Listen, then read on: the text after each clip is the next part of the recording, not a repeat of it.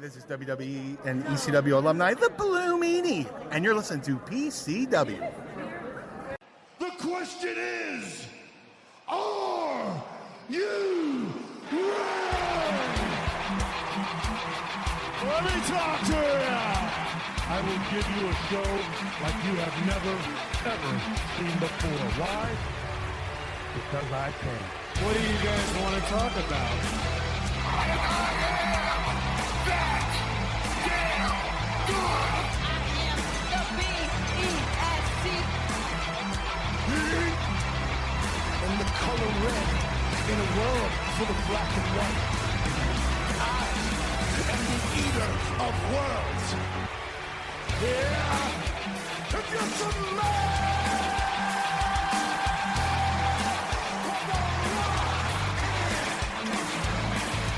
acknowledge me. The champ is here. But to be the man, you gotta beat the man. And I'm saying, woo, right here. Hey, yo. The best there is, the best there was, and the best there ever will be.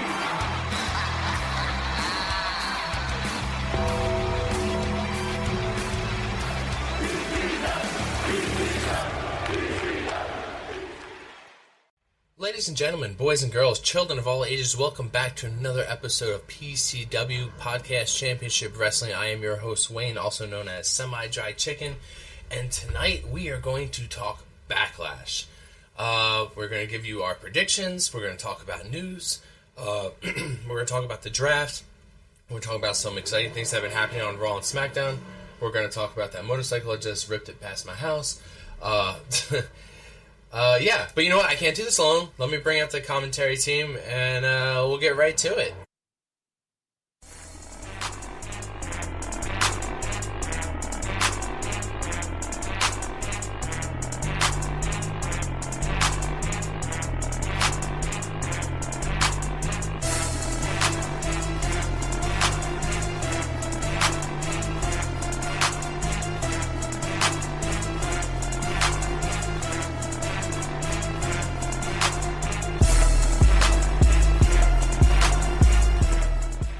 Dre, welcome back with the new beats, man. New entrance theme. Whoop that trick! Whoop that trick! Whoop that trick! That's in honor of the boy Trick Williams becoming NXT champion. Man, so like you're coming out with new theme music. What you be coming out with a new gear, same gimmick still? You know, just updated just music. changing up the theme. I mean, Gotcha. because the thing about his entrance is obviously, you know, Trick Williams whoop that trick is kind of a play on his name and all that stuff. Yep. But the whole chant thing, I like it. I love it. I just don't like how slow it is. Yeah. And his entrance theme, it fits with obviously with his entrance theme, but it has a slower tempo to it than the original Whoop That Trick song from the movie 2011 movie Hustle and Flow. And that's what that beat is from. It's from that original movie soundtrack where the title character played by Terrence Howard records a song called Whoop That Trick. Now, he ain't talking about Whoop That Trick in terms of another wrestler. He's talking about pimping, but, you know, that song had way more energy to it and had a faster tempo to it. And I've always said, if he get called up to the main roster, WWE need to go on and cut the check and make that Trick Williams interesting. Yup, I agree. Absolutely agree. And surprisingly, this man didn't message me about a new theme music, but here he is.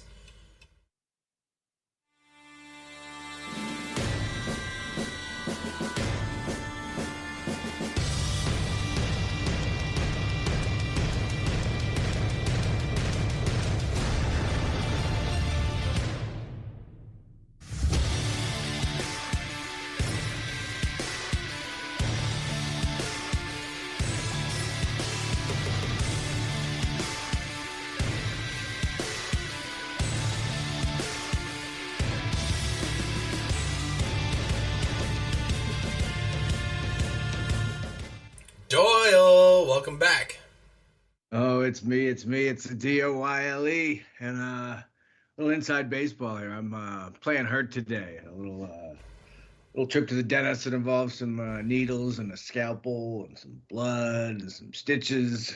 But I'll make it through. And that's how much I care about both of our listeners. So, would you say that your dentist was Isaac Yankum?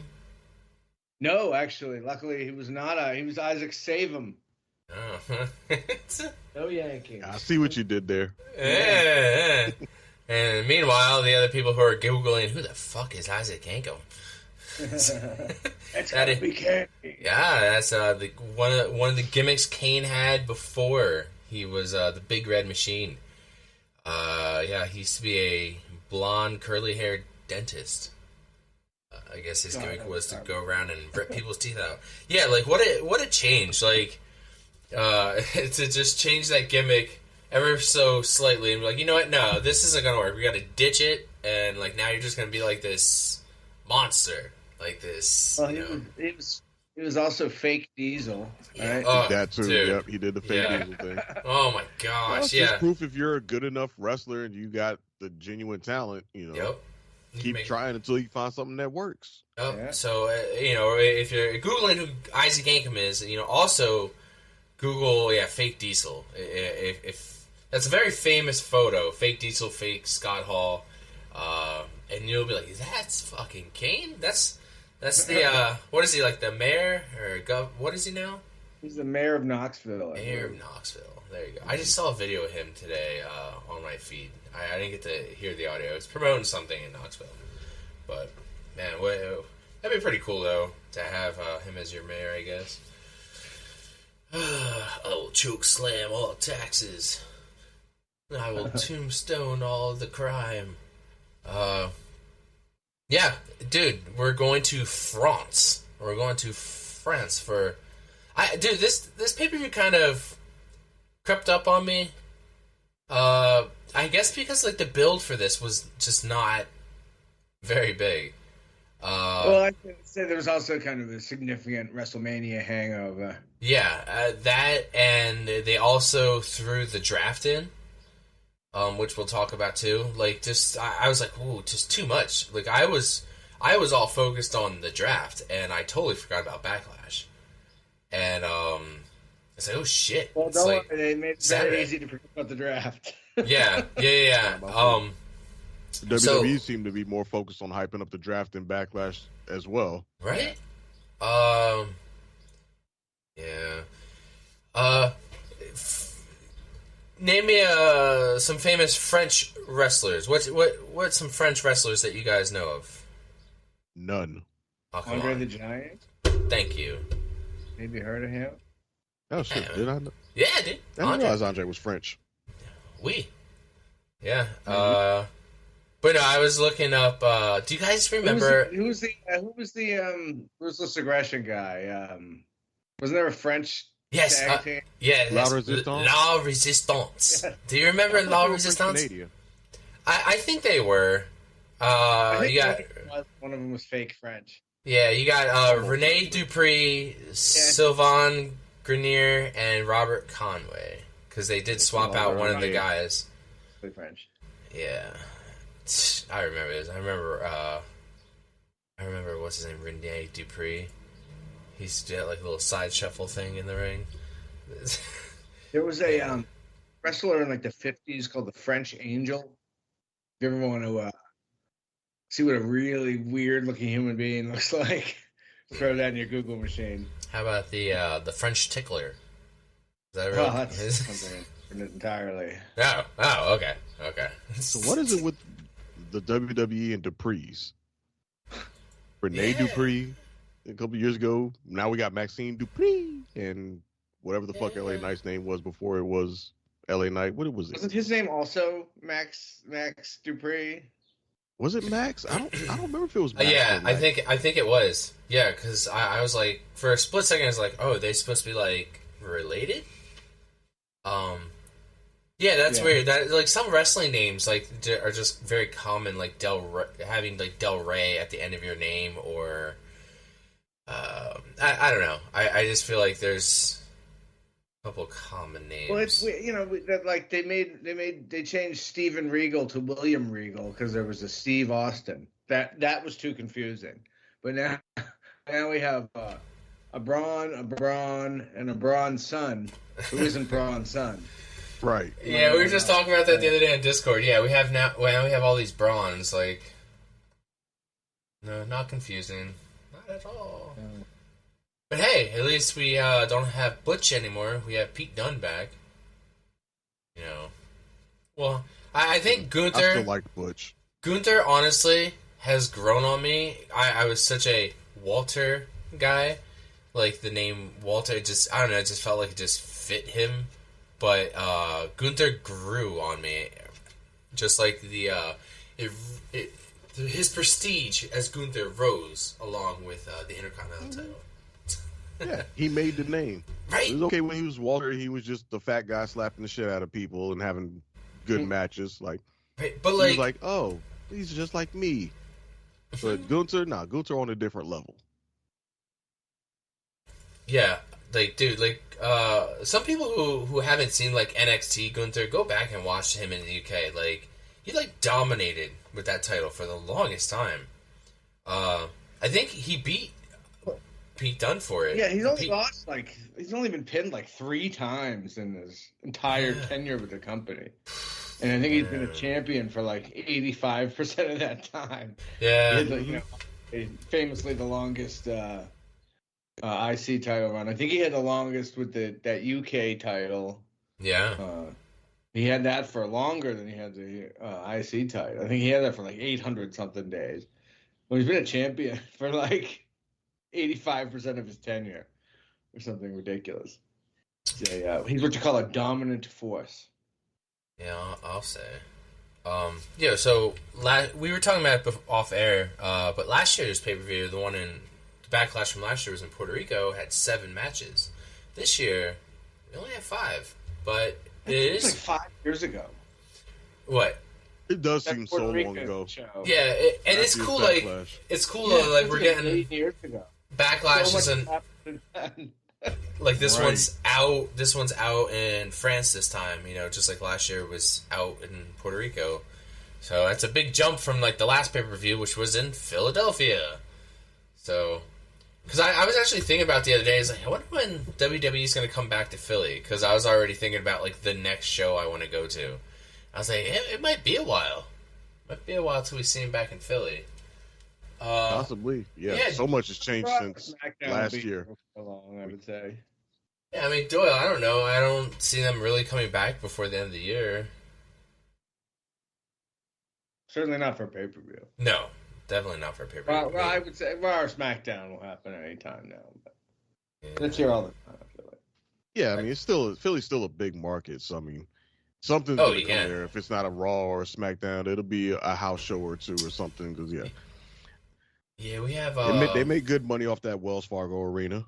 Yeah, and they have an arena in Allentown near us, and then there's also one in Hershey at the Giant Center. So, like, I'm kind of, like, right in the center, so all 3 of those are 1 hour away from me. So, it's pretty nice. Allentown is where they used to tape, like, a lot of the TVs back in the Wrestling Superstars days. Yeah. In the 80s, I think they would tape weeks of television at a time in Allentown. Like I'm talking the Hogan days, the jobber matches, you know. Yeah. Oh yeah, that was one of their staple arenas that they could count on. Mm-hmm. Just like you could count on like old WCW or NWA back in the day, being in Charlotte at least 10 to 15 times a year. Mm-hmm. That's true. Yeah, let's quickly run through these matches, because I honestly could, if you held a gun to my head and told me, name all the matches for Backlash, or I'm going to shoot you in the head, I'd be dead. Because I probably could have named, like, 2 of them. Okay, we'll start off with the Kabuki Warriors, Asuka and Kairi Sane, going in as the Women's Tag Team Champions, versus Bianca Belair and Jade Cargill. Is this a sweep for us guys? Or are we pretty sure Bianca and Jade are walking out with the tag titles? I mean, I don't think it's too soon to throw the titles on these 2. No, and the only way I could see them not is some kind of damage control shenanigans. Right? Getting It's like damage causing DQ or something. Io lost her title at WrestleMania. It's this is kind of like, I think, the end of their tag title run, and I mean, we've been asking for it for forever. Since Jade Cargill got signed, we were like, oh man, put her and Bianca together as a tag team? Holy shit. If you think about it, Bianca's already obviously a humongous fucking star. They want to put Jade at her level or above her level. Yeah. And as much disrespect as those women's tag team titles have had over these years, and it has been a consistent theme, I think, on this program, they're the only people that appear on both shows now. Yeah. Under these new rules or whatever, under the current rules or whatever. So that's kind of actually low key a power position. Sort of. You're the only set of titles that float. We can see Bianca and Jade on both shows. Utilizing such big stars. If you want to take advantage of that star power and have the both of them appearing on two shows, like if you got to pick two women to appear on Raw and SmackDown, would you rather want Asuka and Kairi Sane or Bianca Belair and Jade Cargill? Dude, boss move. That's awesome. Because that's exactly who I would want. Yeah, you can have them wreck shop for a while and then, get them established as great friends or whatever. And then when they finally, whoever turns on whoever, it's going to be devastating. Oh my gosh. Bianca Belair, draft pick number 1. But in the end of the day, she didn't get the tag titles and be able to go wherever the fuck she wants anyway. Awesome. Yeah. And hopefully I'm going to say hopefully, but this will probably be, if I was guessing, maybe the last hurrah for those tag titles. Like, if these two can't make people give a damn about the tag team division for women, then there's no hope for it. Dude, you're right. There's nobody. No other female tag team that I'd be like, oh, if they put, the titles on Zoe Stark and Shayna Baszler, no, not right now. No, you're right. If you can't do it, then there's no hope for it, and you just do away with the titles and bring on give us a women's intercontinental. Right, bring on the mid-card titles for the women, which they may be planning to do that anyway, and maybe Bianca and Jade having a run with them is just the last hurrah for those belts. And they'll go down as maybe like the last women's tag team champions or something. Yeah, we saw them get rid of the NXT women's tag titles, but I mean, I like the idea of just one set of women's tag teams. What's that? To say that they were absorbed into the women's. They were unified. They could go to all 3 shows if they wanted to. Yeah, that's what I mean. Like, they could utilize that. It's such a good idea. Because right now, that's the only title you can do that with. The only title that you can be like, hey, I'm going to jump shows. Well, okay, hold on. I lie. There's now a speed title. I don't know if that's for one show. Nothing. It's nothing. It means nothing. You can bounce back and forth between X and Instagram. Yeah. There you go. Nice. And TikTok. Those are the brands you can defend that. So I guess we're all in agreeing here. Bianca and Jade are good. It's not going to be a squash. I don't see it being a squash match. I see it being a good match, but I see them absolutely walking out tag titles. And I feel like that would be a good way to open the show as well. It'll probably open the show. It'll probably be like a 10-minute match. Bianca will take most of the beat down, probably just to protect Jade, presuming where she's at in her development. But that's probably she'll get the hot tag. Right, she'll get the hot tag. She'll go in there and squash, and then I don't think it'll be a full-on squash, but it'll probably be a glorified squash. Yeah, I see Jade pinning Kairi Sane. And I mean, obviously we'll get to it, but I don't see another opportunity to swap a title other than this one on this program. Yeah, this is literally the only title that's going to change. Yeah. All right. Let's go into the Women's WWE Championship match. I'm so glad we got rid of the SmackDown Women's Championship and the Raw Women's Championship. They're not brand exclusive anymore. And we don't have to do any awkward belt swaps. Now you just have the WWE Women's title and the World Heavyweight title. But yeah, this one's Bailey defending Naomi versus Tiffany Stratton in a triple threat. I like triple threat matches because you as a champion, like, you don't have to get fucking pinned to lose your title, and that really sucks. I mean, if any of you played a wrestling 2K game, I mean, triple threats are with you and like two of your friends. You always have like this a little alliance in the beginning, and then that quickly goes out the freaking window, and then it's just, everybody breaking up each other's pins and submissions. I don't know. I think it keeps it fast paced. I think these are three women who can do a really good triple threat match. I see, I think we're all in agreeing here that Bailey's going to probably retain, and, Tiffany would probably eat the pin for that. But I see Tiffany having an awesome spot, and Naomi also putting on an awesome spot, whether it's her moonsault or, Naomi always does something unique or crazy in a match, whether it's twerking off the side of the Elimination Chamber, who knows. That's how I see that match going. Bailey probably pinning Tiffany Stratton. Dre, you guys, what are you thinking? The match is not going to suck, and Bailey's going to win. Yep. I don't know much more that can be said about it. But No, it'll be a good you're right. match. Yeah. Tiffany Stratton, she'll have her moments to shine. Naomi will do what she always does and look good in matches, and Bailey as well. And Bailey's actually going to come out on top, and then from there, who knows? Maybe she's done with the both of them. Maybe she moves on to the next one. Maybe she 1v1s with Tiffany Stratton, or who knows? But yeah, it'll be a match that won't suck, which is pretty much going to be a running theme throughout this whole PLE. I don't think any of the matches are going to suck, but the outcomes are all very, very, very predictable. Bailey's going to retain. Yeah, I agree. Although I do think Naomi will probably take the pin rather than Tiffany Stratton. I think they want to keep Tiffany elevated. But it's weird to me that she's in this match at all, because I see two opportunities on the horizon in Queen of the Ring and Money in the Bank coming up. And I feel like one of those is perfect for her. Either take your pick, either one. I think she'd be great with the briefcase, actually. And just kind of seems like you would start putting her towards the top of the card after that, as opposed to before. But maybe that'll just keep her hot. I don't know. She's kind of had a meteoric rise. And I mean, frankly, well deserved. But yeah, I think it's just, and I'm going to say this about all the titles. It's too soon to swap it. I think swap it off with Bailey. I don't know how long a run Bailey's going to have, but I don't see her losing this early.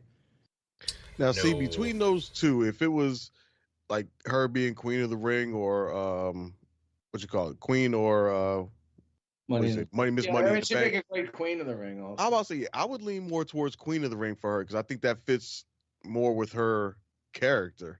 Who? Tiffany Stratton? Tiffany Stratton, yeah. I Tiffany could time and how. But either way, confident she is and how arrogant she is. She seems like the perfect person in the perfect spot in her career to have something like that and maybe do something with it. Well, I thought the same thing about Chelsea Green. I thought the same thing about Austin Theory. Yeah. I thought the same thing about Chelsea Green being a Money in the Bank briefcase holder or a Queen of the Ring. Yeah. It's sometimes like the gimmick just fits the role, I guess. See, I could see her winning a Money in the Bank match. I don't know if I see her winning a tournament.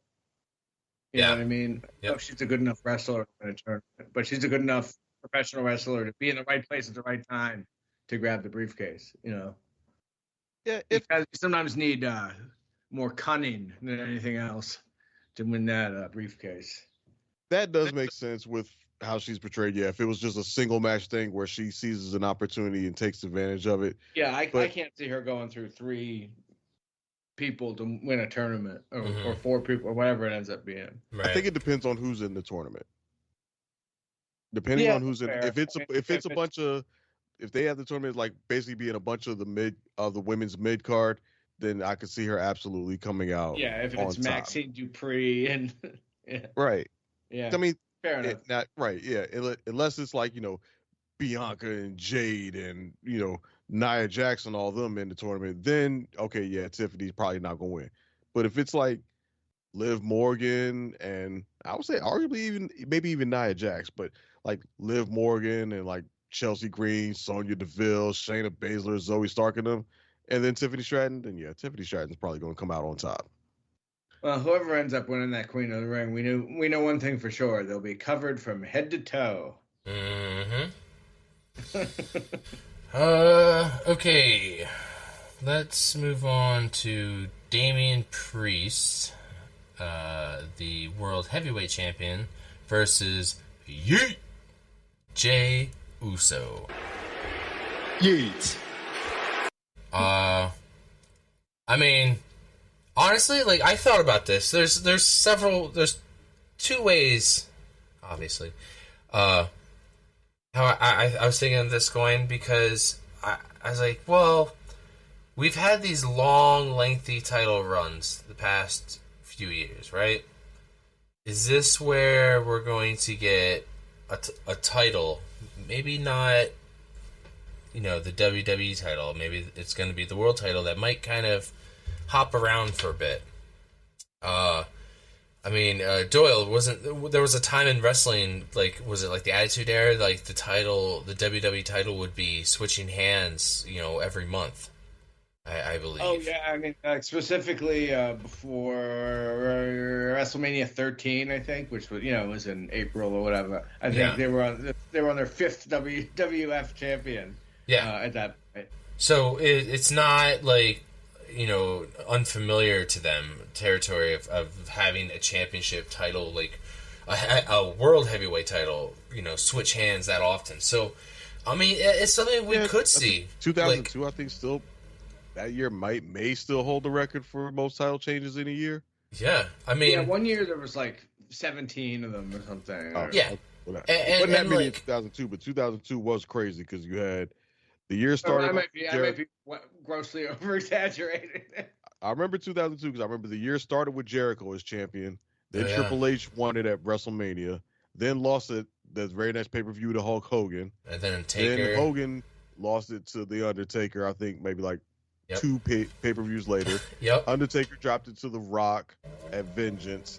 Then The Rock dropped it the very next PLE to Lesnar. SummerSlam. Lesnar held on to it till Survivor Series where he lost it to the Big Show. And then Big Show, I think, lost it at the end of the year to Kurt Angle. Yep.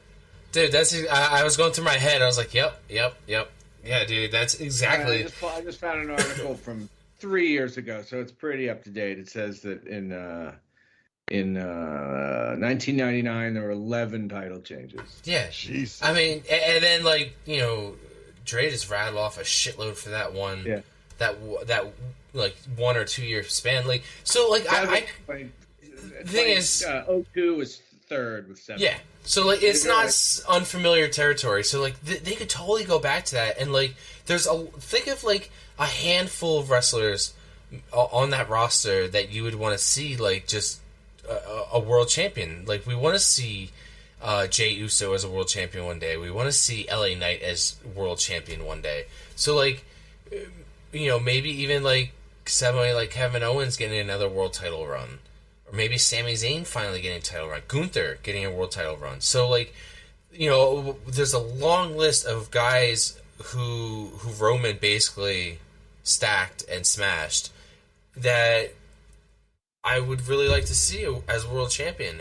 And now that there's a second title and it's going to be more available, I think it's perfect. I mean, like, it would make sense to me per storyline if Damian lost it to some sort of Judgment Day shenanigans. Because it looks like now that people are out because of injury, it looks like something is going on in Judgment Day. The Foundation is not going too well. JD McDonald's face is all fucked up from last week. They aren't getting along. They aren't making calls without running through Damian Priest. So he says like he's gonna handle Jey Uso by himself. He doesn't need help. But like I think they interfere. They fuck it up for him, and he loses the title to Jey Uso. Jey Uso. It's gonna be massive if he would win the world title. Like huge. Like not a lot of people would probably see that coming. He's hot right now. Like yeet everything. Like everything's fucking yeet yeet yeet. Oos. I mean like. Logan Paul gave a great fucking promo the other week, or this week, saying like the only 2 words in your vocabulary are yeet and oos. And I was like, true. In most of his promos. And he has yeet written all over him and over his glasses. So, but, he could get the world title, and then we have Clash at the Castle coming. And who doesn't hate Jey Uso more than Drew fucking McIntyre? So, that kind of works, but, I mean, maybe they're taking Damian Priest pretty serious here, and he's going to hold that world title for the summer.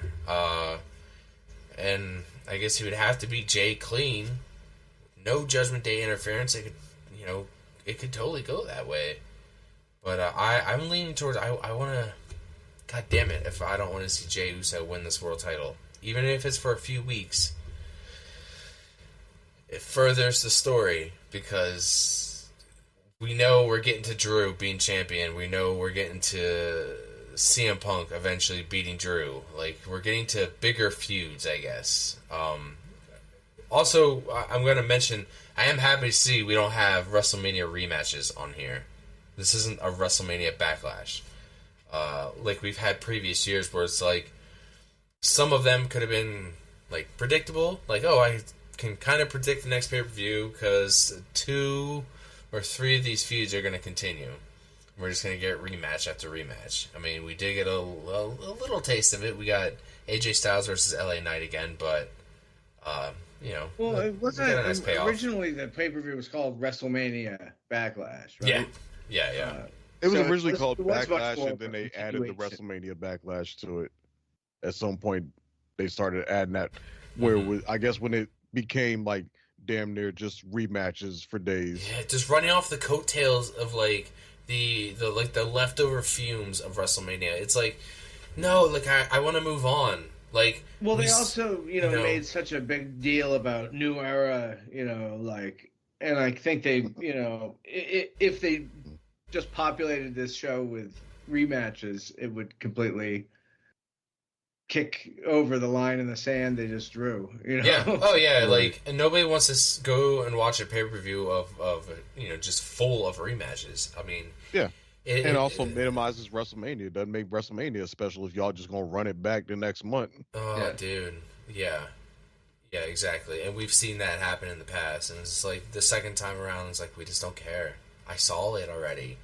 I saw it on the grandest stage of them all. I don't want to see it on Backlash. So, sorry, I've been going on and on here. Dre, how you feeling about this Damian Priest Jey Uso match? Yeah, that was a nice little soliloquy you went on about how Jay could possibly win this, but that ain't happening. Nah, I know. I can dream though. Dame's gonna retain. Yep. And this is why when they had that number 1 contenders match, I was upset when Jay won because I didn't want to see Jey Uso in yet another title match that he's gonna come up short at. Because this would make 3 times at least, no, 4 maybe. Yeah, I mean he or more because he lost. He's 2 title matches to Roman. He's lost. Gunther. Didn't he have a title? Didn't he challenge Seth? Didn't he get a world title match with Seth? I'm not sure with Seth. I know he did get an Intercontinental title shot, and Jimmy cost him that match.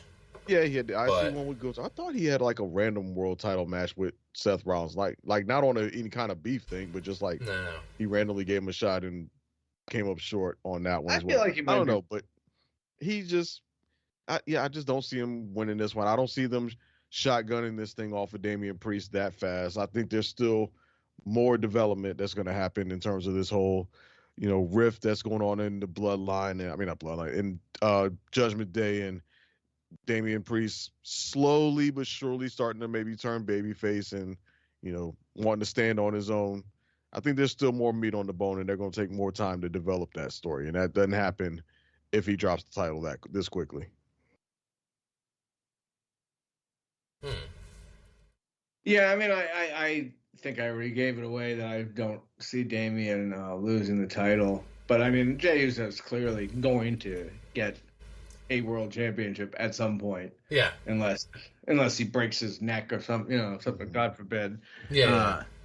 You know, but I do like how, and I've said this before in the past, you got to think about where, when you try to think about what's going on with this match, you got to think about what's going on with Judgment Day, because that informs it. And now you got what's going on with Dom and Liv. They're starting to weave in all this other stuff into other stuff.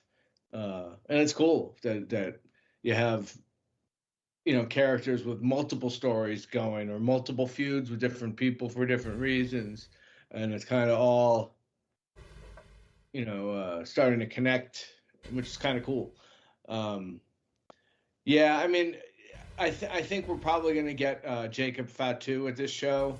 Yeah. Whether it's Austin Jimmy, or whether it's Austin Jay, or it's probably more likely in the tag match. But this could be a spot where he pops up and costs Jay the match. I've heard that rumor too. That's a good idea. idea. I mean, or even maybe Jimmy pops back up, or maybe, I don't know. Jimmy's supposedly hurt though, and maybe I kind of don't want to see them back together again after that disaster at WrestleMania 40. But I mean, Jey Uso's clearly going to be earmarked for a humongous push at some point in a big time title reign. I don't see Damian holding this title for 3 years or 4 years, but I don't think they're going to take it off of him this quickly either. So I think Damian will retain, but obviously Jey, sky's the limit for him. Yeah. All right. Yeah. I will say though, one up? thing about Jey though, yeah, he kind of need to start getting back in the gym, man. He getting a little dad bodish out there. Yeah, but he's Samoan though. Like if he wants to gain weight, nobody cares. Yeah, but ain't nobody trying to see that in between. Like, yeah, I get you, man. Like if you Samoan, you come one of two ways. You either Rock or Roman huge, or you Rikishi fat. Yep. You choose one. Yeah, you can't be skinny fat. Yeah. I assume at every family function they have a conversation about it. Like, Oos, you need to lose it or gain it. Right. Pick a side. Should have get off the pot. Yeah, it's just basically him. He got to be all huge, hulked up, but here's some bicep curls, man. Do a little bit of cardio, man. Yeah. I mean, I know we mentioned Andre the Giant, and obviously famous, all kinds of stories about how many burgers he ate in one sitting or whatever. If you ever hear Yokozuna's stories, they're just as, he ate, 25 whole chickens and all, all these ridiculous, 15 pizzas and 12 bathtubs full of beer and all, he's up there with Andre and the legendary consumption stories. I've heard a couple about Yokozuna. Yeah. Mm-hmm. All right. What's the what do we got next here? Yeah, let's go right into the tag match. Actually, Randy Orton and Kevin Owens versus the Bloodline of Solo Sikoa and Tama Tonga, and doesn't say anything with Paul Heyman, so maybe Paul won't be there. You know what? I really feel like Solo and Tonga are going to need this win to keep the momentum, to keep the momentum that they have going. Because Solo has lost his. I don't know if anybody else has seen. He's on a losing streak. He's like 0-40 or something. He's 40, dude. 40. He hasn't won on television since he beat John Cena. Whenever. And again, that only matters to the internet. I know He's it does. had very few matches on TV, and he still remained overwhelmingly protected on TV. Right? He won a house show. Months and months since he had a win on TV. Yeah, and he just made a big stink about losing matters or whatever. He can't go out and then lose. Yeah. It's like, right. Are you mad at Roman because he lost? Go out and lose. Yeah, it's like, you lost every match you've had this year. But yeah, you're right, dude. The internet's the only one that cares. Per storyline, it's like, you know, sometimes still like that dude. yeah, he's still that dude. He's still Solo, man. And you know, hearing that Jacob Fatu got signed, you know, I feel like this is where he's going to debut, and you know, Kevin Owens and Orton are definitely going to have the upper hand, and then you know they're going to get their licks in and stuff, and that's when we're going to get Jacob Fatu, and then they're going to be standing over him, all three of them, and no Paul Heyman. Like, Civil War has begun, man. Like, we've done Infinity War, we did Endgame, you know, now we're running it back. We're going backwards. We're going back. I'm fine with it. Whatever. We're doing it. I like it this way. We're doing, you know, now we're getting Civil War. You know, and Roman's going to have to, you know, bury the hatchet at some point with the Usos. They're all going to have to bury the hatchet. If they're, you know, we're going to get a 3-on-3 War Games, maybe. I mean, that would be, is that where we're going? You know, I don't. People keep mentioning about The Rock being part of this. I was like, well, I don't. He's out making movies. He's out being 8 hours late to fucking sets. You know, pissing in a bottle, pissing in bottles and shit. You know, yeah. Weird story. Yeah. We'll talk about that later, I guess. Well, I guess there's not too much to talk about, but yeah. So I'm more focused on the old bloodline versus the new bloodline. I don't see Rock in the picture really at all until Roman's by himself, I guess, or I don't know.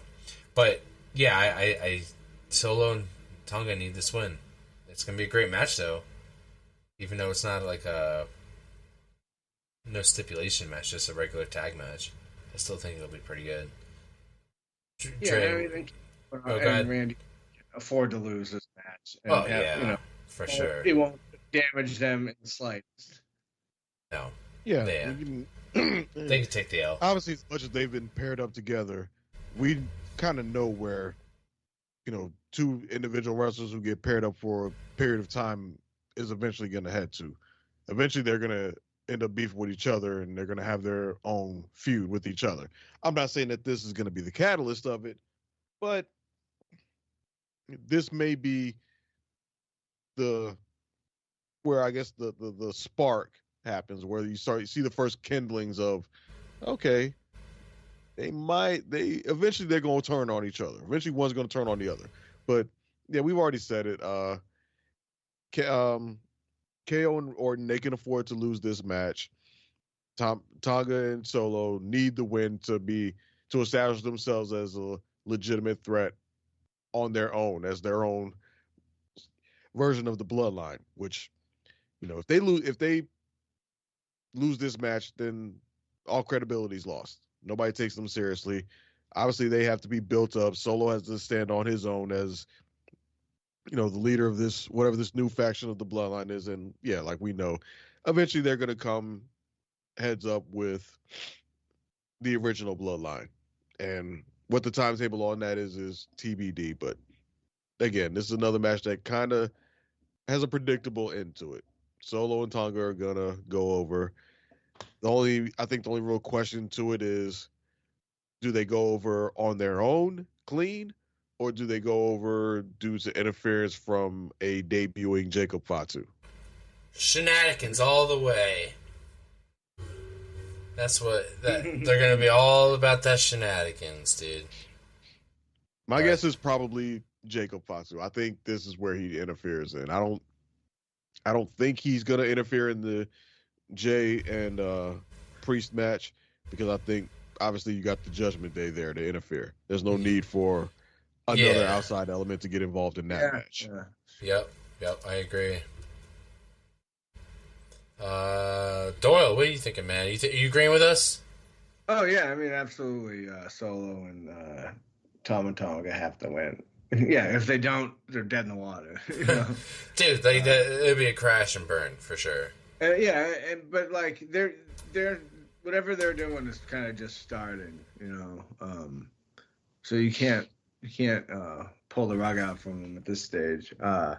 You know, the big question is who's pulling the strings. You know, is it Is it The Rock? Is it Roman? Is it somebody else? Is it The Rock. what's the whole Heyman going to do time. in all this? Is he going to stay loyal to the tribal chief or the high chief? Or what? I expect we'll see him, scruffy and not dyeing his hair again, because I loved that when the bloodline had problems before, and he would be all Stressed out. and stressed out. Dude, Paul And Heyman, fucking As genius, always. dude. yeah, as always, just the fucking MVP of everything. Yep. Yeah. He's Like, doing a just- great job playing up just being absolutely terrified of Solo right now. Right? Like, Yeah. Like, you gotta think. You know what's funny is, sorry to butt in here, Doyle. Like, some people who aren't, like, into wrestling as much anymore, older people I talk to who know who Paul Heyman is, they're like, oh, he's still with the company. And I'm like, yeah. Because they're like, oh, I thought he would have gotten fired, when they merged. I'm like, no, like, they've kept Paul Heyman, like, he's, like, one of their golden gooses. Like he elevated so many superstars, like, motherfucker got in the Hall of Fame. SmackDown 6. Yeah. Like, I loved Paul Heyman when he was general manager of SmackDown. Oh, yeah. But yeah, go on, Doyle. Sorry. Oh no, I'm just saying Paul Heyman's fucking amazing. Like he really, I think is. I mean, I think we properly rate him, but I think I don't know if your average viewer fully understands how amazing Paul Heyman is. He really makes this stuff work. I don't know if Solo could get himself over as is, but if he's got Heyman cowering, that goes a long way. But yeah, I mean the Bloodline 2.0 or whatever we're calling them, whatever they're calling themselves. What is it? MFT? Yeah, whatever the hell that is. Motherfucking Tonga. Yeah, like maybe we'll never find out. I don't know. Yeah, but Bloodline yeah, Wolfpack.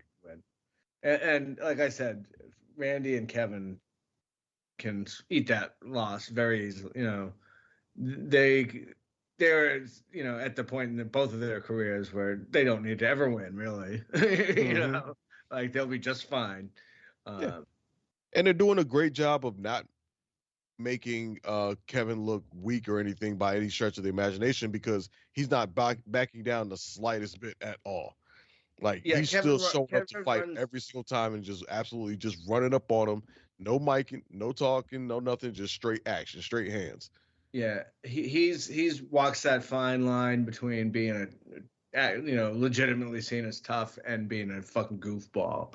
And sometimes it's hard to once you go goofball, you never go back. Sometimes it's hard to a hard line to tiptoe along, but he manages to do it. And Randy has shown us in the last couple of years back, throughout this little run with KO and before with Riddle, we never really saw that side of Randy before, but it's clearly there, and it's fun to see it. But yeah, the they lighter can side of them, yeah. They can easily afford to lose, Yeah. and the Samoans need to win. So I think it's pretty cut and dry. All right, let's move on to the main event. So, they did a undisputed WWE Championship Eliminator tournament. There was AJ Styles, Kevin Owens, Rey Mysterio, Bobby Lashley, LA Knight, and Santos Escobar. And it had 2 triple threat matches, and it came down to LA Knight and AJ Styles, and we got another WrestleMania rematch, but this time AJ Styles walked out the winner and got his title shot. So this will be the first time we're seeing AJ Styles versus Cody Rhodes ever. Cool. I expect it to be, probably one of the best matches of the night, to be honest. I mean, I would say the tag match is probably the best storyline, most interesting storyline wise, but like, this is going to be the best bell to bell match of the night. As much as I like to see AJ Styles get another title run, it ain't happening here. Cody Rhodes is going to be holding on to that title probably till summer, maybe even further. At least. Yeah, at least. But it's good to see AJ Styles back in the title picture. There was a good while where he was just floating around the tag division and fucking around with the OC, which is surprising that, like... Running around with Omos. Yeah, like, it's surprising, like, what they're doing with him with the last couple of years they have of AJ Styles, because, like, he's now been there longer than he's been at Impact Wrestling or anywhere else. So it's like we don't believe it or not, like we don't got that we don't got that many more years left of AJ Styles. You know, I mean, in the ring he's still phenomenal, but he is 46, and I think it's fair to say he's lost a half a step. Yeah, I do see him having another title run before he retires. I just don't think it's gonna be now. It is kind of weird though that he's doing better. Well, it will seem that he will be doing better on his own than having his own stable. Like he was the leader who left. Like like we're seeing that now too with Chad Gable. Like just the leader just leaving his own groups. Just like, damn, y'all suck. Like I hooked my fall apart. Yeah, it's like I hooked my wagon to a horse with no legs. Like, like we're going nowhere. We're going to NXT. Yeah. To be honest, they never did shit with him in the first place. Yeah, Dude, fair. well, yeah, that's Like, another thing. LC, they're back together for what? I know. Well, Like, I don't think they Mia ever won a Yim- match. Mia and Yim got more run than the tag team did, than Gallows and Anderson. Well, Yeah, kind she of. honestly felt like an odd fit with them. It was like, Yeah. we need a woman here, throw her in there, and it's like, where the fuck she come from? Yeah, I mean, I always thought it was awful how like the OC tag team got like treated. like I was like, damn, these guys are a good tag team. I don't why are they like doing house shows and going to NXT, and I'm like, I'm just surprised they're just not utilizing them as much, but you know, whatever. Well, we've seen it, time and time again. They can book decent tag team wrestling, and they can do it for a little while, but they can't do it for more than a couple weeks in a row. I know.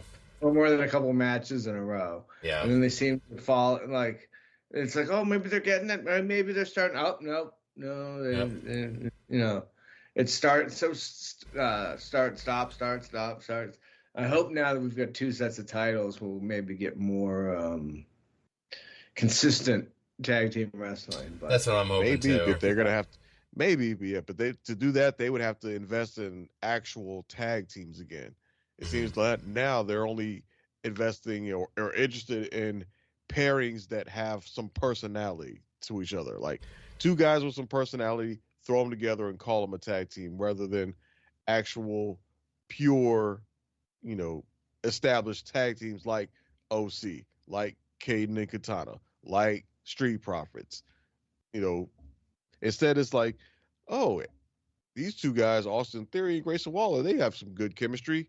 both of them Tag nice. team. Put them together. Yeah, tag team, throw them together. Oh, Awesome two Truth, black women. nostalgia Let's act, put them together. throw them together. The pride. I mean, granted, New Day made themselves, their personality, so we're gonna keep them relevant and keep them in the scene forever. But actual bona fide tag teams that are established as a unit, they seem to have gotten away from that. I think it's Even though fair. I that think was we can their call New Day role. a tag team that's established as a unit at this point. Yeah, and they're like the one exception that you Yeah. can think of. That's an established tag team as a unit that still remains relevant and is treated with a degree of respect. Yep. Agree. Well, we're far from the days of, Edge and Christian, Hardy Boys, and Dudleys being bona fide established tag teams dominating and running the divisions and being at the top of the division as established tag teams. Hey, how about we've been seeing a lot of the Dudleys on WWE TV the past couple of weeks. It's nice. Nostalgia. I don't know why they. I mean, it's great to see him, sure. But Yeah. why couldn't you get different people for each night? That didn't make any sense to me.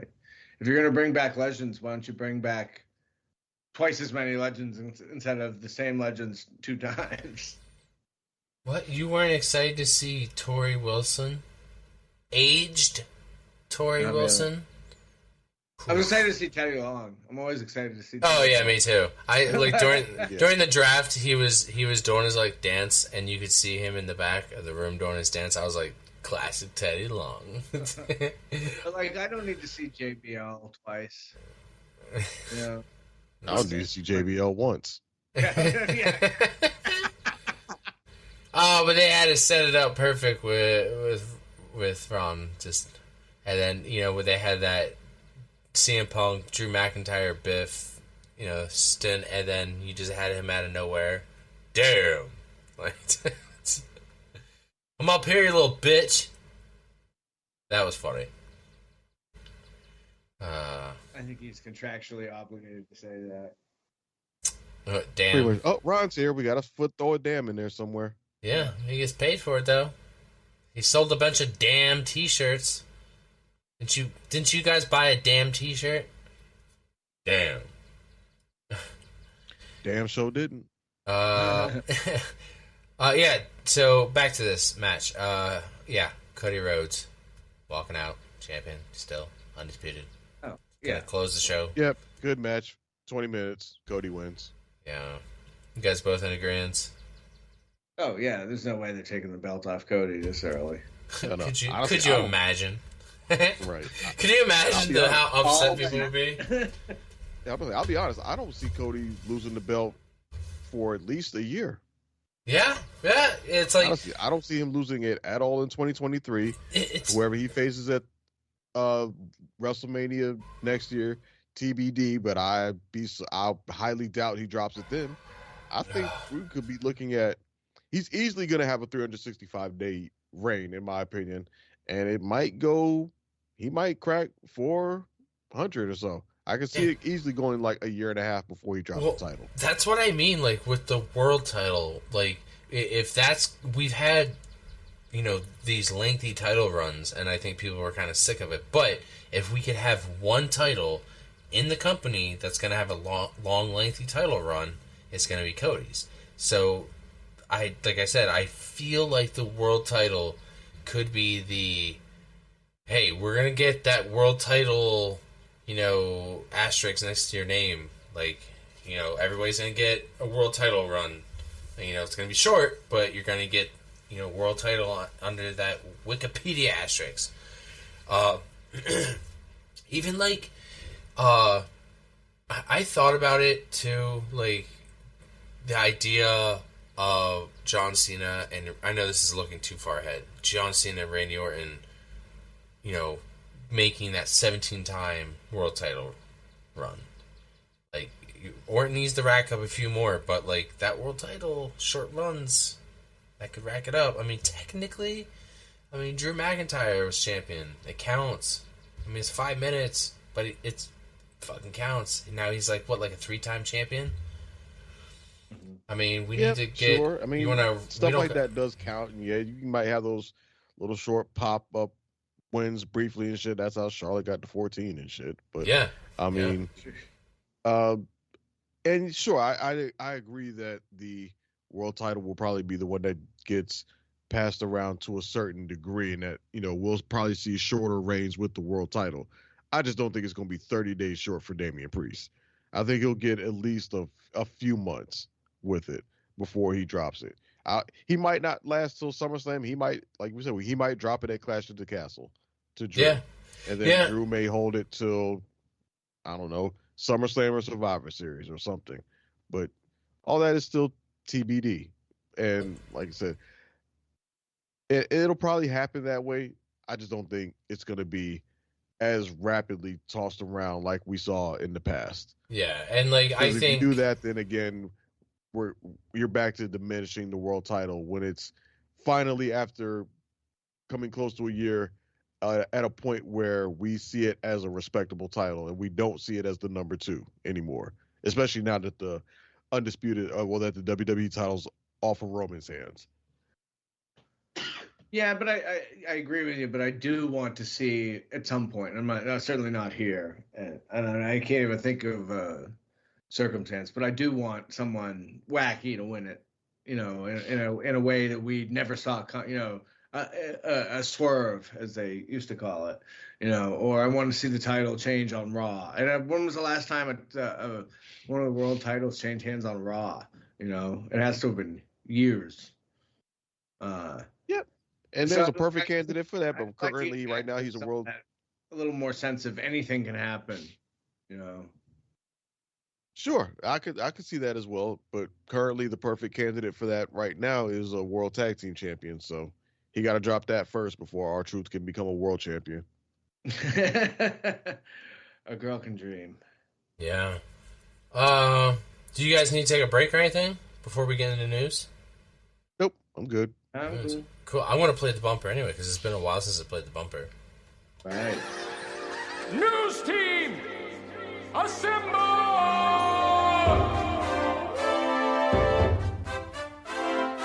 I've got news for you.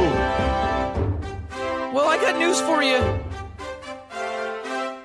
Newsflash, asshole! Yeah, we got news. Let's talk about the draft, guys. The pointless draft. I just feel like it's pointless because every time in the past couple years, we've gotten a draft, nobody sticks to their damn roster. It's like less than a few days, and then we see somebody on, a different roster. It's like you don't go here. Why are you here? The only person. It's not a draft. Yeah. Yeah. I mean, yeah, the people who got drafted. The only people who are getting drafted are the NXT call-ups. Yeah, people who got drafted to the same roster they've already been on. Like, oh my god, did you guys just know Seth Rollins got drafted to Raw? No way. Yeah, way. Where he already was? Yeah. This would be so much more interesting if they did they called up 4 men and 4 women, and they made a show out of who those were going to be, and you could still do them legitimately surprised, sitting there, and don't tell them who's getting drafted and who's not, and to where, whatever. But this whole moving people from SmackDown to Raw, whatever, is so fucking pointless. Like, if you want to make the GMs seem like they're doing things, why not? Why aren't they like negotiating trades or something? Yeah, that might be more interesting. A way to move people around, because I think that if you're going to do this ridiculous roster split that you only halfway do anyway, you do need to have some fluctuation at some point, or else you can only watch Tozawa and Ivar so many times. So I have no problem with the switching the rosters up, except that they barely did it, and that they don't stick to it. And people show up on the wrong show all the time. I mean, we talked about Bianca and Jade moving shows, but I guarantee you they won't be the only ones who do it. I wish they would be so much more strict about it. If they're going to do it, or just don't even bother. The biggest problem with this. Anything. But remember the Dudleys got broken up in a draft once. Yep. And I can't think of anything since then that monumental that happened in a draft. Well, they broke up the Hardy Boys. They broke them up. They tried to bring up Evolution. I remember that. And then they traded Triple H a week later. They traded him for 4 wrestlers. Booker T, RVD, and both the Dudley Boys were traded to SmackDown. Oh, I would make that trade every day of the week. For Triple H to go back to Raw. Yeah, here, you can have 2 Triple H's for that.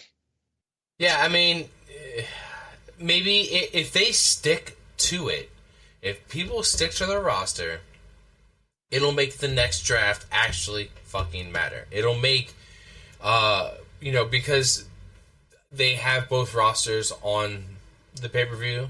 They used to do only a SmackDown pay-per-view or a Raw pay-per-view. Yeah, I wouldn't mind that. Yeah, but it made, when they did like big ones like the Rumble or Survivor Series or SummerSlam, when they would have both rosters on, there would be a backstage segment of 2 wrestlers crossing paths who are on different rosters.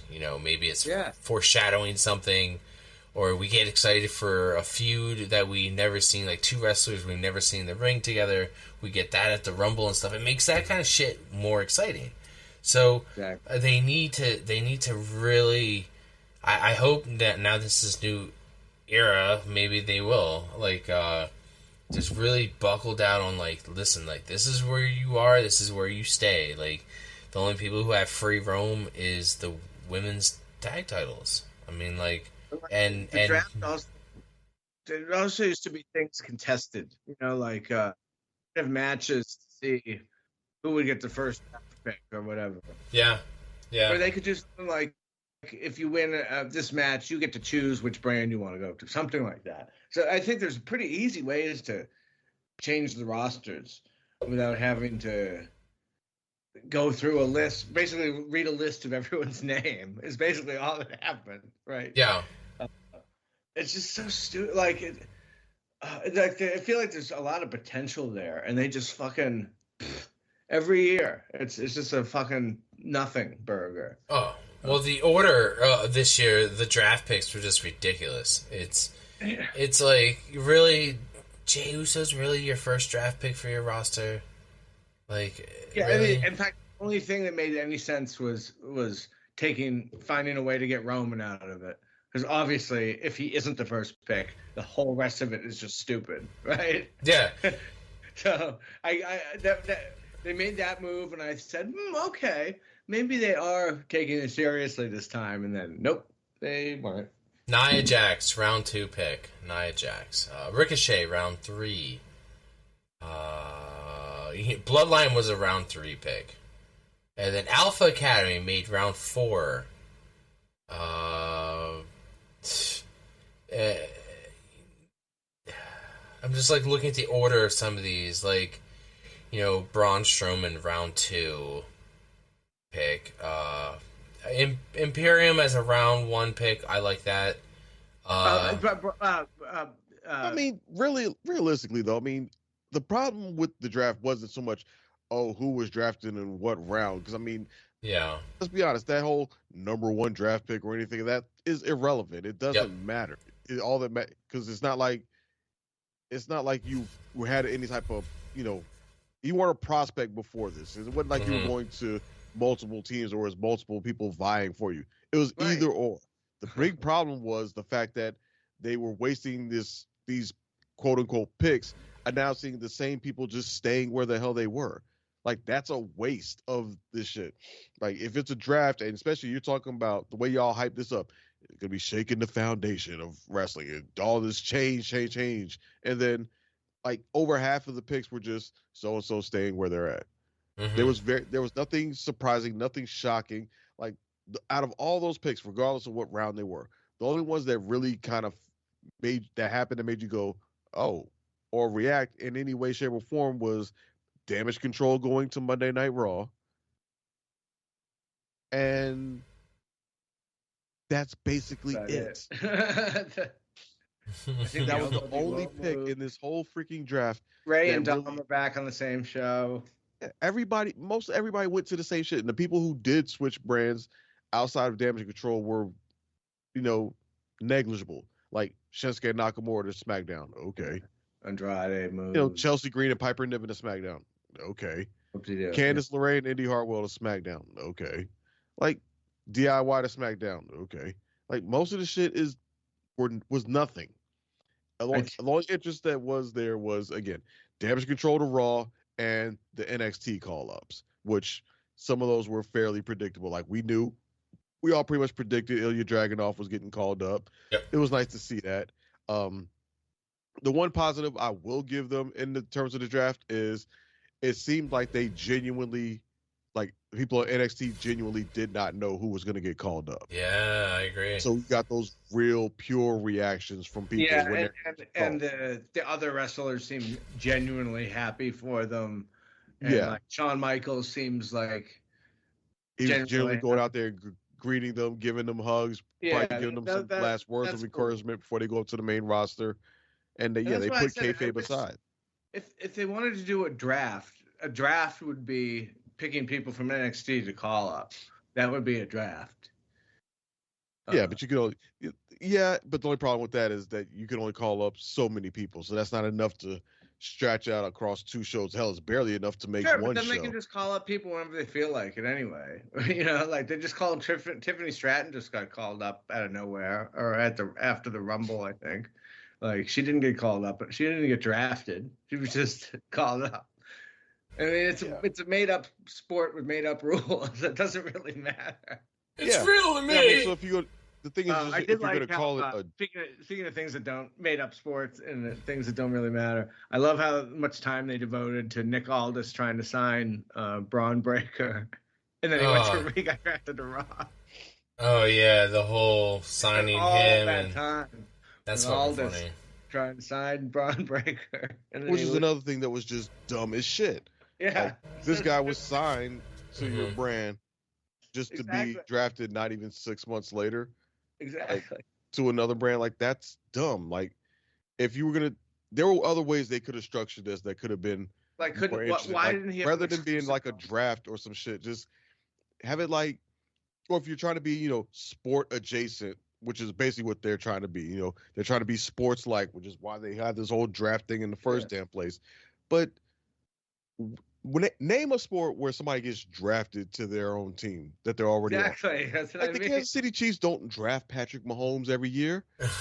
There are other ways you could do this. Like, just say so and so signed an extension with SmackDown. Yep. Yeah. Oh, yeah. So your contract with Raw's coming up. I'm Nick Aldis. I'm going to take you out to dinner, Right. or Like Bianca Camp Belair, Break. she signed a year-long extension or something like Mhm. that. Yes. Or say somebody like, or if you got these people on TV who aren't that being utilized that much, use that in the storyline. Like, hey, they're not happy with their position here. I request a trade, or I want out, or or I consider myself a free agent now, and then or negotiate that kind of trade. Yes. Like we mentioned in the past, like Raw trades so and so for so and so, rather than this is a draft or something like that, or pick one of your mid tier or one of maybe your top stars. You know what? Oh, I just lost a title match. All right, I'm pissed off. I'm out. I want out of my contract. I'm a free agent now. Let y'all bid for me, or something. There's other ways to do this than saying, "Hey, I picked the person that's still on my brand Yes. Exactly. to stay on my brand." Like, that's just a total complete waste. They really need to just go completely back to the drawing board on this whole WWE draft thing and really think about what a draft actually is. And if you really want to be sports adjacent, take a look at what happens in sports that actually genuinely interests people, like the free agency season, trade season, trade deadlines and stuff like that. Like, make it doesn't have to be just a 2-night thing. Make it a year-round thing. Your trade deadline is whatever date in the year you want to pick. After that, your rosters are locked, rather than having like your rosters locked this close after May. Make it more flexible. Like, okay, we had the draft now, but maybe the trade deadline isn't until August.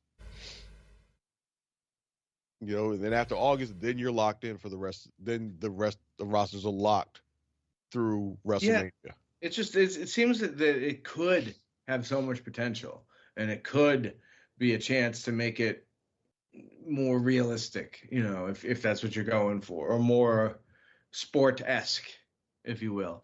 And it's just they just don't do it. Right. Maybe have somebody sign more than a year-long extension. Maybe if you really want to commit somebody, like, hey, Cody signed a 2-year contract with SmackDown, so he ain't going nowhere for 2 years. But then maybe something happens and he wants to get out of his contract early. That can be part of a storyline. Sure. Like, no, I got you for 2 years. I don't give a fuck. I'm gonna be disruptive now. You go out there and just start, if you want to feed it to a heel turn, have him start just freaking pissing through matches. Rather than go out there and try, he just walks out there and just half-asses it. He's unhappy. Maybe he stops being put in matches at all. And he can say like, "Hey, where's my match this week?" So, we didn't have time for you on the show this week. We don't have time for people who are, upset with their contracts or whatever it is. Or, hey, we got you in a match this week, but we're gonna put you in a match with so and so. Yeah, you're like, this is beneath me. And you go out there and maybe you just squash them, stomp them out, and then storm off angry, or you get put in a match with so and so and you're upset about it, so you just walk out there and lay down. It's basically the Austin McMahon story, tweaked a little bit. Right. And it worked pretty good before. Right. Those can be storylines. There's way more ways to make this more dynamic than just a 2-night event where, again, y'all just announced that people ain't going nowhere for 2 nights. Mm-hmm. Yo, do you guys, I was going to change subject here. Do you guys see the other night when they were interviewing Jey Uso on, I believe it was Raw, in the background? There's always stuff going on in the background, whether it's for the Uncle Howdy stuff, but I've been noticing some Judgment Day stuff. And I saw Liv Morgan and Dirty Dom, coming out of the same dressing room. Dun, dun, dun! I don't know. Are you guys thinking that we might get... Liv Morgan might end up joining the Judgment Day and turning Dom, and we can get a super face Rhea when she comes back? You know, she took my Dirty Dom. The Judgment Day. No, Liv's not joining the Judgment Day, but she might be... Taking Dom out of Judgment Day? Yeah, she might just be sleeping with Dom just to get at Rhea. I think she might steal Dom away from Judgment Day. If not join him, steal him from Judgment Day. Because Judgment Day looks like it's falling apart. Rhea's not there. Dom's injured, technically. You know, Finn signed a long-term contract, so he might go out and do something else. Or him and JD might go and just be a tag team. But it looks like the foundation of Judgment Day is breaking here. Well, she might be stealing Dom away, or Dom might be cheating on Rhea because Rhea ain't there. Dirty Dom. Like, well, right. Like, she ain't here. Oh, I'm still going to get my freak on. What's up, Liv?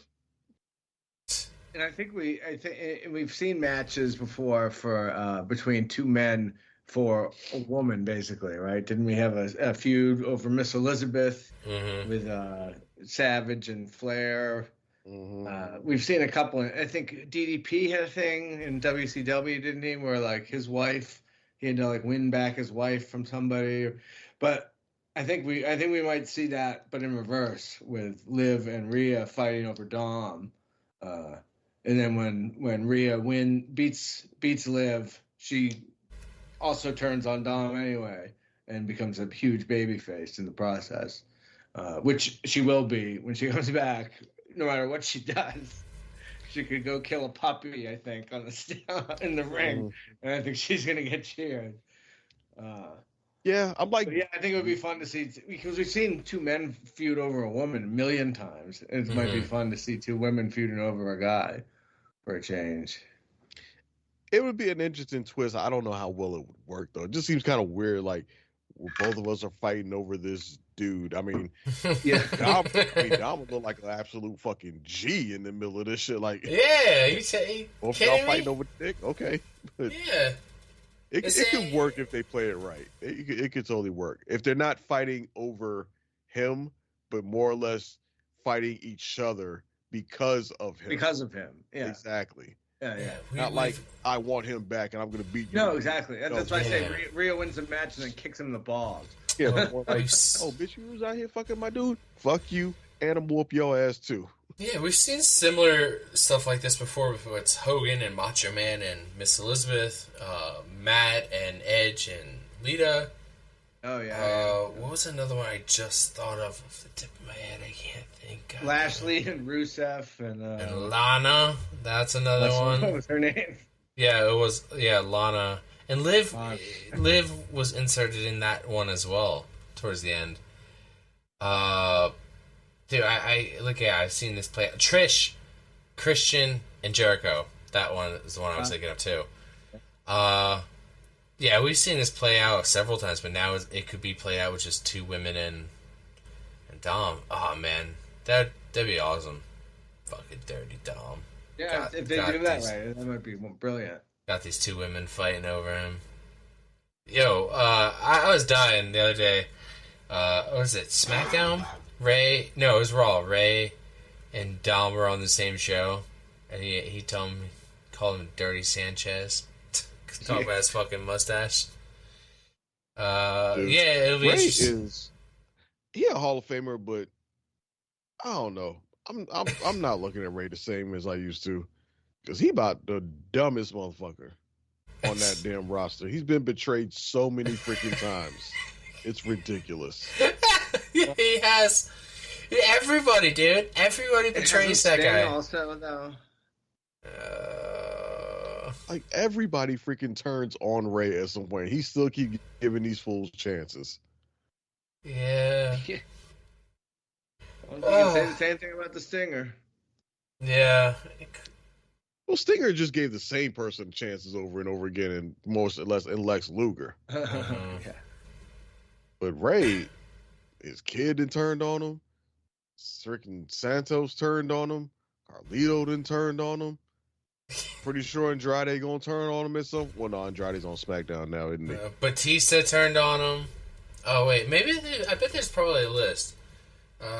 Wrestlers who turned on Rey Mysterio. Okay, here we go. Hell, just to touch back on how important the damn draft was, LWO went to Raw. We ain't even talk about it. Oh yeah, they split They them. finally broke up the Hispanic Civil War. God, We ain't even talk about it. Roman's gotten turned on. Oh, dude, how could I forget about Eddie and Chavo, Batista, Dom, Santos Escobar? Damn, Ray, you gotta stop trusting so many people, dude. Oh God, you're supposed to be my friend, Ray. Yeah, it just shows this people. If you go under images, wrestlers who turned on Rey Mysterio, just go to images. It's just all these people just beating the shit out.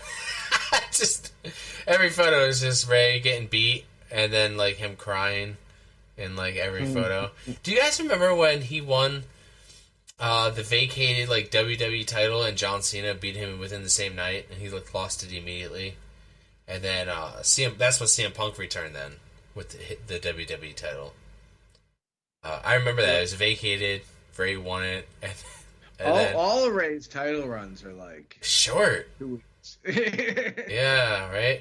Either 2 hours or 3 weeks. Gosh. Is there anything else you guys want to talk about? Any other wrestling news? I mean, I saw Tony Khan's in a neck brace.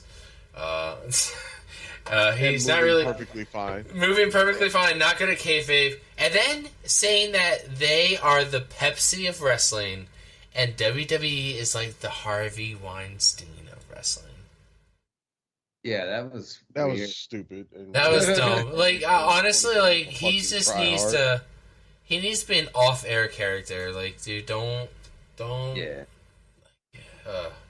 He's not good when he just says dumb shit. Shut the fuck up and focus on building your product. I know. And you know what? This is it's probably some of the reasons why guys like us don't tune in every Wednesday and every Friday to AEW stuff. I keep my ear to the ground. I understand what's going on over there. I see what wrestlers are doing but I'm not tuning in every week. I'd rather listen to maybe a podcast. They don't give us anything to invest in. No, they don't. Only thing they really give you is matches and moments. Matches and moments. They don't give you a reason to really invest in their performers or characters. Yeah. Or give a shit about them. A perfect example, they just had a moment. It seems like every time they have a moment that people pay attention to it, they squander it. Perfect example. Who just became their AEW World Champion? Swerve Strickland. First black world champion in AEW. What do they do that following Dynamite with him? Nothing. Nothing. I think I don't remember if he was on the show. If he was, it was brief for a brief moment. Yeah. But you have your first black AEW world champion, and you don't capitalize on that moment by having them kick off the show.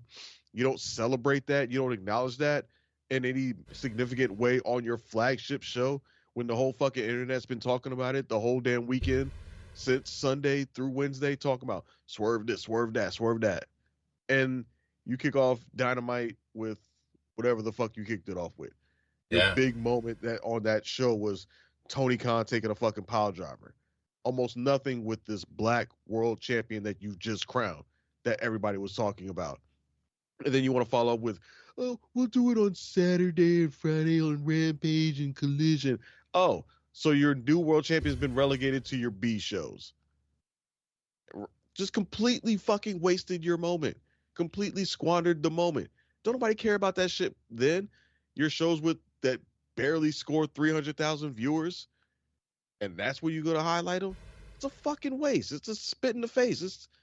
That's the reason why nobody gets invested in the product. They see a couple of names on a match. Do I give a shit about them people having a match? Yes, I do. I'll watch. After that, bye. Mm-hmm. Like Ospreay and Daniel Bryan. They had a great freaking match at that last pay-per-view. It was a good match. I mean, I've seen better from Ospreay, but it was still a really good match. Did I care about it beyond that? No. You got Willow Nightingale as your TBS champion. She's one of your brightest stars in the company.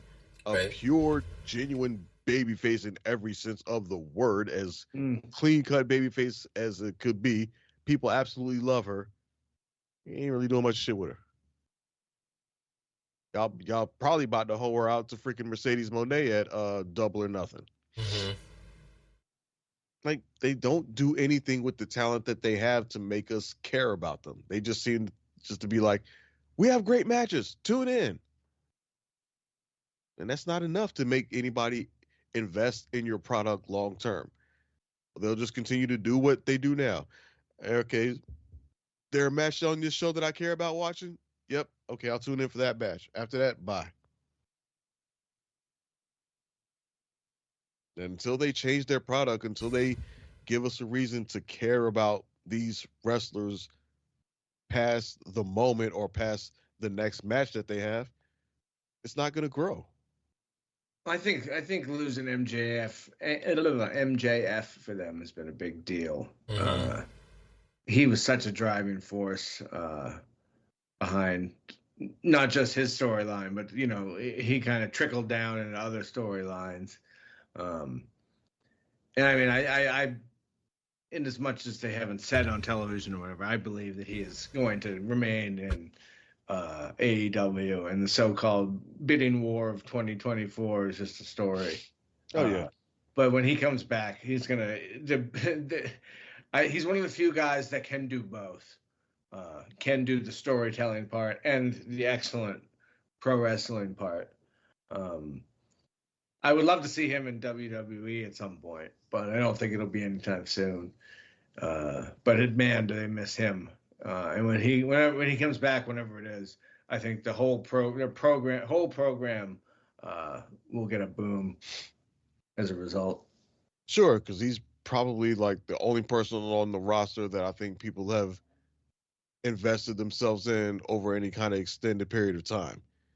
He's about the closest one to a homegrown product that they have that, like I said, that people are invested in him as the character and as the person. Him, maybe you could say timeless Tony Stormer is starting to become that for people. Like, people are really taking to her, and she's getting there. She's not quite there yet, but yeah, MJF is like the closest thing they have to a face of the company. And yeah, it really did hurt them, the fact that he became champion and then got injured shortly thereafter. Well, yeah, I mean, Kenny Omega being out too has hurt them a lot. Also, he doesn't quite have the charisma of an MJF, but he's so goddamn good it doesn't matter. Yeah, he's another one that he can give you great matches. Yeah, but he's not great. Yeah, his out of the ring work isn't superb. Right. Whereas MJF at least had the total package. He can give you great matches, certainly, and great character work. Certainly. Yeah. But whenever they get either of those guys back, but especially MJF, I think the whole program will benefit. The whole federation, if you will. If you will. Yeah, dude, is there anything else you guys want to talk about, news-wise? 'Cause I got nothing. I mean, that's the major. Only yeah. major things that have happened. I mean, nothing else of significance other than, again, shout out to Trick Williams becoming NXT champion. I heard they're having trouble selling tickets at Clash of the Castle. Yeah, I saw a story about it. Apparently, there's some ridiculous pricing that they're doing with those tickets. But who knows? I mean, I didn't read it to see what the details of the ticket pricing is, but no, yeah, I'm kind of curious I imagine because they'll sell well, or they'll drop the prices of tickets in order to move them as it gets. If ticket sales are still bad closer to the show, they'll just drop the price of the tickets to sell them. Yeah, I think the last time they did it in Wales, it sold out in like 3 hours, and I think they were expecting that again, and that has not happened. Yeah, but tickets have only been on sale for a couple days. It's not like the show's next week, and they still have 20,000 seats open. They're just not flying like they thought they would. Yeah, sure, and I think that may be very expensive. Yeah, and that could be an issue that WWE will potentially run into as they start to do more international shows. Is if you start to come to these venues more and more often, it becomes suddenly less special. So now, the burden's on you more to put on a show that's more worth these people's time, because they may decide like, oh, you'll be back next year. If this one sucks, I'll just skip it and catch the one next year, or I'll catch a flight over to France and catch Backlash, or over to Germany to catch this instead. Right. Yeah. Yeah. That's a great. I don't know. I'm looking right now because you can get like SmackDown, Clash of the Castle, like I guess like package deals. They have them for like $700, $800. Yeah, they do look pretty fucking pricey. That seems like a lot just for 2 shows. I know. $940. Unless those are like really, really good seats. If you're looking like all the way at the top, it's like $400. If you're looking like on the floor, 940, 800, 900. And it's actually really weird, the layout of the Hydro Glasgow. I don't even know. It's like a really weird like amphitheater the way it looks. I don't know how to really explain it. I can. Anyway. Yeah, well, they better sell some fucking tickets, considering it looks like whatever the camera angle is going to be, there isn't going to be many people sitting on a hard cam side. Everybody's going to be facing one direction, it looks like. Wow. So, yeah, you better not have any fucking empty seats. This ain't AEW. We need people fucking film those seats. So, yeah, I mean, that's all I got, dude. I got nothing else. Nothing else. I'm going to be on Cinecast in a few weeks. I don't know what episode. I know it's in May. So, I like being on Cinecast. I really miss Pop Culture Leftovers, to be honest. As listening to it and also being on it. So, like, I kind of get my fix now from, like, Cinecast, and I get my fix from, like, John Campia's show, and Screen Crush, if any of those sound familiar to you guys. But, that's just for our pop culture stuff that we need. There are some times I think about starting a pop culture podcast of, like, I thought of, like, maybe covering, like, series, like movie series, like we'll cover like all the Lord of the Rings one day, and then an episode we'll cover like all the Harry Potters, or we'll cover maybe all the Lethal Weapon movies, and we'll talk about like what our favorite movie out of that series was and which was the worst. We'll talk about box office numbers and stuff. Like, I don't know, I thought of that, but we always got PCW. Always got PCW for all your wrestling needs. Doyle is in charge of the Facebook page. Dre is working on an Instagram page this year. We got our website at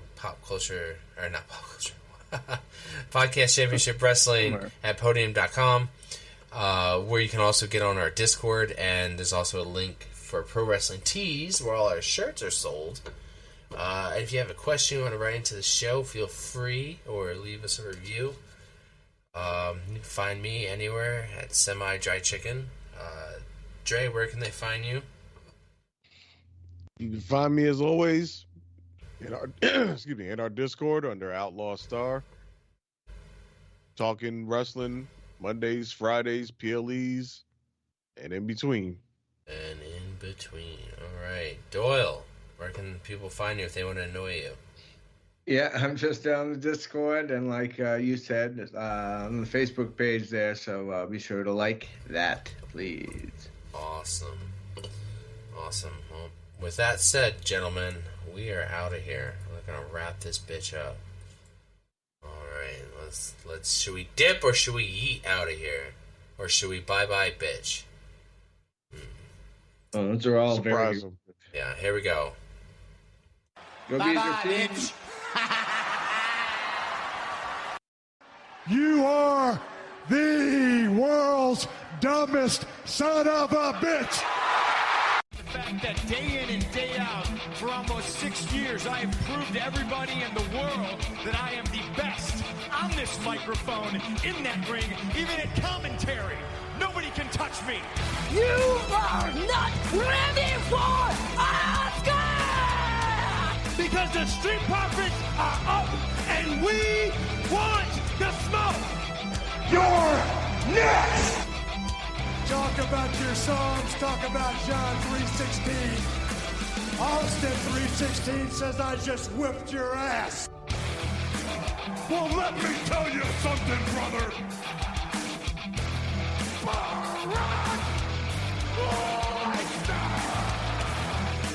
New day. Cream will rise to the top. Oh yeah, my true madness here. Welcome to the Kevin Owens Show. Lately, he just hasn't been very oozy. Because I'm the Miz, and I'm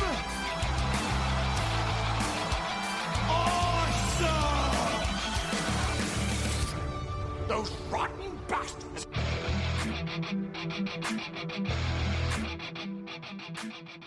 Bye-bye, bitch.